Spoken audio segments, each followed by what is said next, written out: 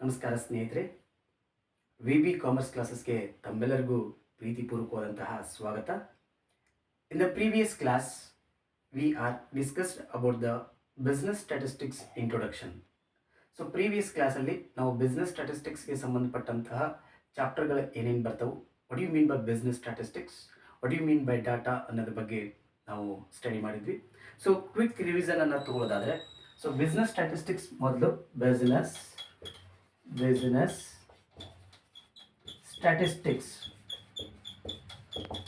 So ಈ business statistics meanings ಏನಂತಂದರೆ, collecting the data, classifying the data, summarising the data, analysing the data, interpreting the data. The data is in the form of numerical. That means Croxton and Cordon, the famous statistician Croxton and Cordon, says that statistics may be defined as collecting, classifying, summarizing, analyzing and interpreting the numerical data of an organization. ಅಂದರೆ ಯಾವುದೇ ಒಂದು ಸಂಸ್ಥೆಯ ಅಂಕಿ ಸಂಖ್ಯೆಗಳನ್ನು ಕಲೆ ಹಾಕುವುದು, ವಿಂಗಡಿಸುವುದು, ಕ್ರೋಢೀಕರಿಸುವುದು, ಅದನ್ನು ವಿಶ್ಲೇಷಿಸುವುದು ಹಾಗೂ ವಿವರಿಸುವಂಥ ಒಂದು ಪ್ರಕ್ರಿಯೆಗೆ ಬಿಸ್ನೆಸ್ ಸ್ಟ್ಯಾಟಿಸ್ಟಿಕ್ಸ್ ಅಂತ ಹೇಳ್ತಾರೆ. ಸೊ ಆ ಸ್ಟ್ಯಾಟಿಸ್ಟಿಕ್ಸ್ ಅಲ್ಲಿ ಡಾಟಾ ಅನ್ನೋದು ಬರ್ತದೆ. ಡಾಟಾ ಅಂದರೆ ದತ್ತಾಂಶ ಅಂತ ಕರೀತಾರೆ. ಈ ಡಾಟಾ ಮೀನ್ಸ್ ವಾಟ್ ಅಂತಂದರೆ, ದತ್ತಾಂಶಗಳಂದರೆ ಏನು ಅಂತ ಬಂದಾಗ, data is an raw information in the form of facts and figures. ಅಂದರೆ ಡಾಟಾ ಅಂತಂದರೆ ಒಂದು ಕಚ್ಚಾ ಮಾಹಿತಿ. ಅದು ಯಾವುದಕ್ಕೆ ಹೆಲ್ಪ್ ಆಗ್ತದೆ ಅಂತಂದರೆ, ನಾವು ಯಾವುದೇ ಫರ್ದರ್ ಡಿಸಿಷನ್ಸ್ ಅನ್ನು ತಗೊಳ್ಬೇಕಾದ್ರೆ ಈ ಡಾಟಾ ಅನ್ನೋದು ಬೇಕು. ಈ ಡಾಟಾನ ಕಲೆಕ್ಟ್ ಮಾಡಲಿಕ್ಕೆ there are mainly two types. First one is primary data and secondary data. ಅಂದರೆ ಇಲ್ಲಿ primary data and secondary data ಅಂತ ಹೇಳಿ ಟೂ ಟೈಪ್ಸ್ ಇದಾವೆ. The primary data means the data which are collected for the first time for his research purpose. ಅಂದರೆ ತನ್ನ ಒಂದು ಸಂಶೋಧನೆಗಾಗಿ ಪ್ರಪ್ರಥಮವಾಗಿ ಯಾವುದಾದ್ರೂ ದತ್ತಾಂಶಗಳನ್ನು ಕಲೆ ಹಾಕಿದರೆ ಅದನ್ನ ಪ್ರೈಮರಿ ಡಾಟಾ ಅಂತ ಕರೀತಾರೆ. ಈಗ ಆಲ್ರೆಡಿ ಕಲೆಕ್ಟೆಡ್ ಡಾಟಾನ ತಮ್ಮ ರಿಸರ್ಚ್ ಪರ್ಪಸ್ ಯುಟಿಲೈಸ್ ಮಾಡಿಕೊಂಡ್ರೆ ಅದನ್ನ ಸೆಕೆಂಡರಿ ಡಾಟಾ ಅಂತ ಕರೀತಾರೆ. ಸೊ ಈ ಡಾಟಾನ ಕಲೆಕ್ಟ್ ಮಾಡಿದಾದ್ಮೇಲೆ ಕ್ಲಾಸಿಫಿಕೇಶನ್ ಮಾಡ್ತಾರೆ. That means classification. ಈ ಕ್ಲಾಸಿಫಿಕೇಶನ್ ಅನ್ನ depends on the four types. First one is geographical classification.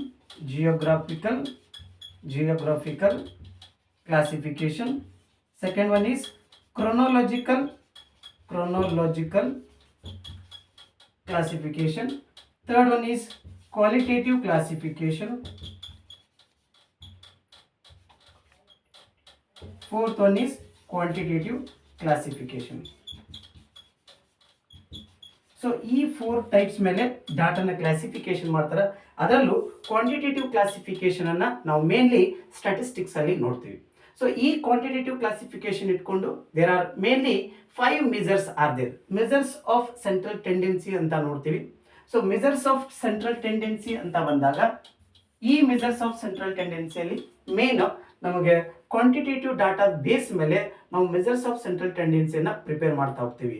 Then what are the measures of central tendency, ಯಾವ್ಯಾವ ಇದಾವೆ ಅಂತ ಬಂದಾಗ, so first one is arithmetic mean.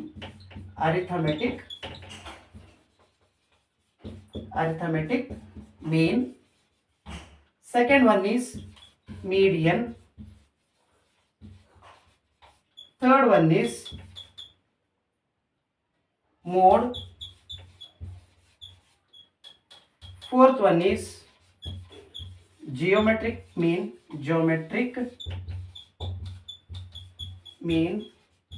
Fifth one is harmonic mean. So these are the 5 measures of central tendency that are there.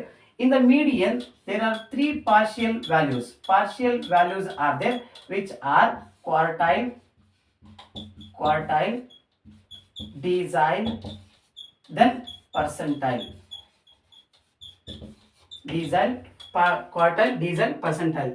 are the measures of central tendency, important for every research phenomenon. ಯಾವುದೇ ನಾವು research ಮಾಡಿದ್ರು ಕೂಡ ಈ ಒಂದು measures of central tendency ಮೇಲೆ ನಾವು measure ಮಾಡ್ತಾ ಹೋಗ್ತೀವಿ, ರಿಸರ್ಚ್ ಅನ್ನ ಅನಲೈಸ್ ಮಾಡ್ತಾ ಹೋಗ್ತೀವಿ. ಹಾಗಿದ್ರೆ ಈ ಮೆಸರ್ಸ್ ಆಫ್ ಸೆಂಟ್ರಲ್ ಟೆಂಡೆನ್ಸ್ ಅನ್ನ ಕ್ಯಾಲ್ಕುಲೇಷನ್ ಮಾಡಲಿಕ್ಕೆ we need a data. What type of data it is? So ಇಲ್ಲಿ ಡಾಟಾನ ನಾವು ಎರಡು ಟೈಪ್ ಒಳಗಡೆ ಕ್ಲಾಸಿಫೈ ಮಾಡ್ತೀವಿ. ಒಂದು grouped data, another one is ungrouped data. Grouped data and another one is ungrouped data. So ಇಲ್ಲಿ data classification ಅಂತ ಬಂದಾಗ grouped data ಮತ್ತೆ ಅನ್ಗ್ರೂಪ್ಡ್ ಡಾಟಾ ಅಂತ ಕರಿತೀವಿ. ಸೊ ಇಲ್ಲಿ ಅನ್ಗ್ರೂಪ್ಡ್ ಡಾಟಾ ಅಂತಂದ್ರೆ ಸಿಂಗಲ್ ಲೈನ್ ವ್ಯಾಲ್ಯೂಸ್ ಕ್ಯಾರೆಕ್ಟರ್ಸ್ ಅನ್ನ ಕೊಡ್ತಾರೆ. ಕ್ಯಾರೆಕ್ಟರ್ಸ್ ಆಫ್ ಎನ್ ಫಿನಾಮಿನಾನ್ ಅಂದ್ರೆ ನಂಬರ್ಸ್ ನ ಯಾವ ರೀತಿ ಅಂತಂದ್ರೆ heights in centimetres, weights in kilogram, distance in kilometres, production in units, sales in rupees, income in rupees, population in numbers. So ಈ ರೀತಿ ಸಿಂಗಲ್ ಲೈನ್ ವ್ಯಾಲ್ಯೂಸ್ ಅಂತ ಕೊಡ್ತಾರೆ, ಅದಕ್ಕೆ ಅನ್ಗ್ರೂಪ್ಡ್ ಅಂತ ಕರೀತಾರೆ. ಫಾರ್ ಎಕ್ಸಾಂಪಲ್ 55, 46, 88 ಈ ರೀತಿ ನಮಗೆ ಬರೀ ನಂಬರ್ಸ್ ಅಷ್ಟೇ ಕೊಡ್ತಾರೆ. This is commonly heavily repeated values, ಅಂದ್ರೆ ರಿಪೀಟೆಡ್ ವ್ಯಾಲ್ಯೂಸ್ ಇರ್ತಾವೆ. ಇದನ್ನೆಲ್ಲ ನಾವೇನಂತ ಕರಿತೀವಿ? ಅನ್ಗ್ರೂಪ್ ಡಾಟಾ ಮತ್ತೆ ಡಿಸ್ಕ್ರೀಟ್ ಫ್ರೀಕ್ವೆನ್ಸಿ ಡಿಸ್ಟ್ರಿಬ್ಯೂಷನ್ ಡಾಟಾ ಅಂತ ಕರಿತೀವಿ. ಅದೇ ಗ್ರೂಪ್ಡ್ ಡಾಟಾ ಅಂತಂದ್ರೆ ಇಲ್ಲಿ ಕ್ಲಾಸ್ ಅಂತೇಳಿ ಬರ್ತದೆ. That means the group of information is called as class. The class means the group of information which having a more numbers is called as a class. The class having a two boundaries, that is class limit, that is upper value and lower value. ಅಂದ್ರೆ ಒಂದು class ಏನು ಒಳಗೊಂಡಿರ್ತದೆ ಅಂದ್ರೆ ಎರಡು boundaries ಅನ್ನ ಒಳಗೊಂಡಿರ್ತದೆ. That means upper value ಮತ್ತೆ lower value. Otherwise upper limit and lower limit ಅಂತೇಳಿ ಒಂದು ವ್ಯಾಲ್ಯೂಸ್ ಅನ್ನ ಉಳ್ಕೊಂಡಿರ್ತದೆ. ಅದಕ್ಕೆ ಏನಂತ ಕರೀತಾರೆ?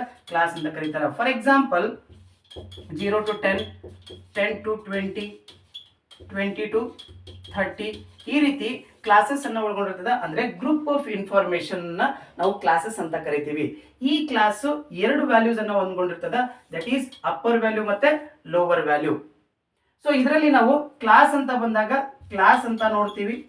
ದೆನ್ ಕ್ಲಾಸ್ ಇಂಟರ್ವಲ್ ಅಂತೇಳಿ ನೋಡ್ತೀವಿ. ಕ್ಲಾಸ್ ಇಂಟರ್ವಲ್ ಏನಪ್ಪ ಕ್ಲಾಸ್ ಇಂಟರ್ವಲ್ ಅಂತಂದ್ರೆ the class interval are else class width means the difference between upper value and lower value. In the class there is an upper value and lower value. The difference between upper value and lower value is called as the class width or class interval ಅಂತ ಕರಿತೀವಿ. ಅದರ ಜೊತೆಗೆ ಇಲ್ಲಿ class limit ಅಂತ ಬರ್ತದೆ. Class limit the value which is having a lower is called as class limit, lower limit. Then upper value is called as upper limit. ಅಂದ್ರೆ classes ಅಲ್ಲಿ ಎರಡು ಲಿಮಿಟ್ಸ್ ಇರ್ತಾವು, ಎರಡು ಬೌಂಡ್ರೀಸ್ ಇರ್ತಾವು. ಅದನ್ನೇ ನಾವು ಕ್ಲಾಸ್ ಲಿಮಿಟ್ಸ್ ಅಂತ ಕರಿತೀವಿ. First one is highest value ಅಥವಾ ಅಪ್ಪರ್ ಲಿಮಿಟ್, ಲೋವೆಸ್ಟ್ ವ್ಯಾಲ್ಯೂ ಅಥವಾ ಲೋವರ್ ಲಿಮಿಟ್ ಅಂತ ಕರಿತೀವಿ. ಅದ್ರ ಜೊತೆಗೆ ಇಲ್ಲಿ ಕ್ಲಾಸ್ ಫ್ರೀಕ್ವೆನ್ಸಿ ಅಂತ ಬರ್ತದೆ. ಕ್ಲಾಸ್ ಫ್ರೀಕ್ವೆನ್ಸಿ ಅಂತೇಳಿ ಬರ್ತದೆ. ಈ ಕ್ಲಾಸ್ ಫ್ರೀಕ್ವೆನ್ಸಿ ಅಂತಂದ್ರೆ ಇಲ್ಲಿ ಏನು ನಾವು ಕ್ಲಾಸ್ ಒಳಗಡೆ ಗ್ರೂಪ್ ಆಫ್ ಇನ್ಫಾರ್ಮೇಶನ್ ಅನ್ನ ನಾವು ಅನ್ಕೊಂಡಿರ್ತೀವಿ. ಈ ಗ್ರೂಪ್ ಆಫ್ ಇನ್ಫಾರ್ಮೇಶನ್ ಅನ್ನ ರಿಲೇಟ್ ಮಾಡುವಂತಹ ವ್ಯಾಲ್ಯೂಸ್ ಅನ್ನ ನಾವು ಕ್ಲಾಸ್ ಫ್ರೀಕ್ವೆನ್ಸಿ ಅಂತ ಕರಿತೀವಿ. ಇದ್ರ ಇಷ್ಟುದು ಐಡಿಯಾ ನಮಗಿರ್ಬೇಕು. Why? Because we have to solve the problems on the arithmetic mean, median, mode, geometric mean, harmonic mean, quartile, decile, percentile, whatever it may be comes under the statistics. ಅಂದ್ರೆ statistics ಒಳಗಡೆ ಬರುವಂತಹ ಯಾವುದೇ information ಅನ್ನ calculation ಮಾಡಲಿಕ್ಕೆ ನಮಗೆ ಈ basic information ಬೇಕೇ ಬೇಕು. ಹಾಗಿದ್ರೆ ಇದಿಷ್ಟು ಆದ್ಮೇಲೆ ನಾವು ಸ್ಟಾಟಿಸ್ಟಿಕ್ಸ್ ಅಲ್ಲಿ ಕೆಲವೊಂದಿಷ್ಟು ಫಾರ್ಮುಲಾಸ್ ಅನ್ನ ನೋಡ್ತೀವಿ. ಆ ಫಾರ್ಮುಲಾಸ್ ಅನ್ನ ನೋಡಿದಾಗ first we have to focus on the arithmetic, ಅಂದ್ರೆ ಮೆಜರ್ಸ್ ಆಫ್ ಸೆಂಟ್ರಲ್ ಟೆಂಡೆನ್ಸಿ ಒಳಗಡೆ ಇರುವಂತಹ ಫಸ್ಟ್ ಒನ್ ಅರ್ಥಮೆಟಿಕ್ ಮೀನ್ ಅದ. ಇದನ್ನ ನೋಡೋದಾದ್ರೆ ನಮ್ಮ first what you mean by arithmetic mean? ಇದನ್ನ ನಾವು ಎವರೇಜ್ ಅಂತಾನು ಕೂಡ ಕರಿತೀವಿ. ಎವರೇಜ್ ಅಂದ್ರೆ ಸರಾಸರಿ. ಹಾಗಿದ್ರೆ what you mean by that?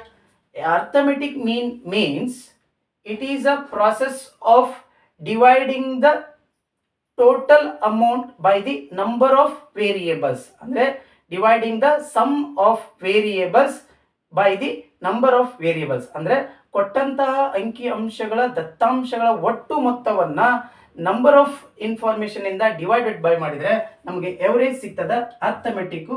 ಈ ಅರ್ಥಮೆಟಿಕ್ ಮೀನ್ ಅನ್ನ ಕ್ಯಾಲ್ಕುಲೇಷನ್ ಮಾಡಲಿಕ್ಕೆ we have a two formulas. That is for ungrouped data X bar, ಅಂದ್ರೆ ಈ ಅರ್ಥಮೆಟಿಕ್ ಮೀನ್ ಅನ್ನ ಎಕ್ಸ್ ಬಾರ್ ಇಂದ ಇಂಡಿಕೇಶನ್ ಮಾಡ್ತಾರ. ಇಲ್ಲಿ ಅನ್ಗ್ರೂಪ್ಡ್ ಡಾಟಾ ಇದ್ದಾಗ ಫಾರ್ಮುಲಾ ಏನ್ ಬರ್ತದೆ ಅಂತಂದ್ರೆ x bar is equals to summation x divided by n. ಅದನ್ನೇ ನಾವು ಗ್ರೂಪ್ಡ್ ಡಾಟಾ ಅಂತ ನೋಡಿದಾಗ x bar is equals to summation f x divided by summation f. ಇಲ್ಲಿ we have two formulas. First one is for ungrouped data, then second one is for grouped data. For ungrouped data, x bar is equals to summation x divided by n. Then for grouped data, x bar is equals to summation fx divided by summation f. Whereas here the x bar is equals to arithmetic mean. Arithmetic mean. Then summation x is equals to sum of variables. Sum of variables. N means number of variables. Number of variables. Summation f is equals to sum of frequency. Summation fx is equals to sum of frequency multiplied with variables. ಅಂದ್ರೆ ಇಲ್ಲಿ X bar ಅನ್ನೋದು ನಮಗೆ arithmetic mean ಅನ್ನ indication ಮಾಡಿದ್ರೆ, summation x ಅನ್ನೋದು sum of the variables ಅನ್ನ indication ಮಾಡ್ತದ, n ಅನ್ನೋದು ನಂಬರ್ ಆಫ್ ವೇರಿಯೇಬಲ್ಸ್ ಅನ್ನ ಇಂಡಿಕೇಶನ್ ಮಾಡ್ತದ, summation f is equals to sum of the frequencies ಕೊಟ್ಟಿರ್ತಾರ ಆ ಫ್ರೀಕ್ವೆನ್ಸೀಸ್ ಅನ್ನ ಇಂಡಿಕೇಶನ್ ಮಾಡ್ತದ. ಸಮೇಷನ್ ಎಫ್ ಎಕ್ಸ್ ಅಂತಂದ್ರೆ ಈ ಫ್ರೀಕ್ವೆನ್ಸಿಯನ್ನ ವೇರಿಯೇಬಲ್ಸ್ ಜೊತೆಗೆ ಮಲ್ಟಿಪ್ಲೈ ಮಾಡಿ ಅದನ್ನ ಟೋಟಲ್ ಮಾಡಿದಾಗ ನಮಗೆ ಸಮೇಷನ್ ಎಫ್ ಎಕ್ಸ್ ಸಿಗ್ತದ. ಇದಿಷ್ಟು formula for the calculation of arithmetic mean. So ಇದರಲ್ಲಿ ಇನ್ನೂ ಒಂದು ಬರ್ತದ, ಗ್ರೂಪ್ಡ್ ಡಾಟಾ ಅಂತ ಬಂದಾಗ ಕ್ಲಾಸಸ್ ಅನ್ನ ಡಿವೈಡ್ ಮಾಡ್ತಾರ. ಈ ಕ್ಲಾಸಸ್ ಅನ್ನ ಡಿವೈಡ್ ಮಾಡಿದಾಗ ಕ್ಲಾಸ್ ಅನ್ನ ಎರಡು ಕ್ಯಾಟಗರಿ ಒಳಗಡೆ ಡಿವೈಡ್ ಮಾಡ್ತಾರ. ಅದು inclusive class and exclusive class. Inclusive class and exclusive class. ಏನಪ್ಪಾ ಇನ್ಕ್ಲೂಸಿವ್ ಕ್ಲಾಸ್ ಅಂತಂದ್ರೆ the upper limit of the first class is included in that class only. ಅಂದ್ರೆ ಅಪ್ಪರ್ ಲಿಮಿಟ್ ಅನ್ನೋದು ಅಂದ್ರೆ 0 to 9, 10 to 19, 20 to 29 ಅಂದ್ರೆ ಇಲ್ಲಿ ಏನ್ ಅಪ್ಪರ್ ಲಿಮಿಟ್ ಇರ್ತದ ಆ ವ್ಯಾಲ್ಯೂ ಇದೇ ಗ್ರೂಪ್ ಒಳಗಡೆ ಇದೇ ಕ್ಲಾಸ್ ಒಳಗಡೆ ಇನ್ಕ್ಲೂಡ್ ಆಗಿದ್ರೆ, otherwise the upper limit of the first class and the lower limit of the second class should not be equal. ಅಂದ್ರೆ upper limit of the first class ಮತ್ತೆ lower limit of the second class equal ಇರಲಿಲ್ಲ ಅಂತಂದ್ರೆ ಅದನ್ನ ನಾವು inclusive class ಅಂತ ಕರಿತೀವಿ. Next 0 to 10, 10 to 20, 20 to 30, 30 to 40 ಅಂದ್ರೆ the upper limit of the first class and the lower limit of the second class should be equal. ಅಂದ್ರೆ upper limit of the first class ಮತ್ತೆ lower limit of the second class should be equal. ಈ ರೀತಿ ಇದ್ರೆ ಅದನ್ನ exclusive class ಅಂತ ಕರೀತಾರ. That means the upper value of the first class is included in that class, not that class in a next class.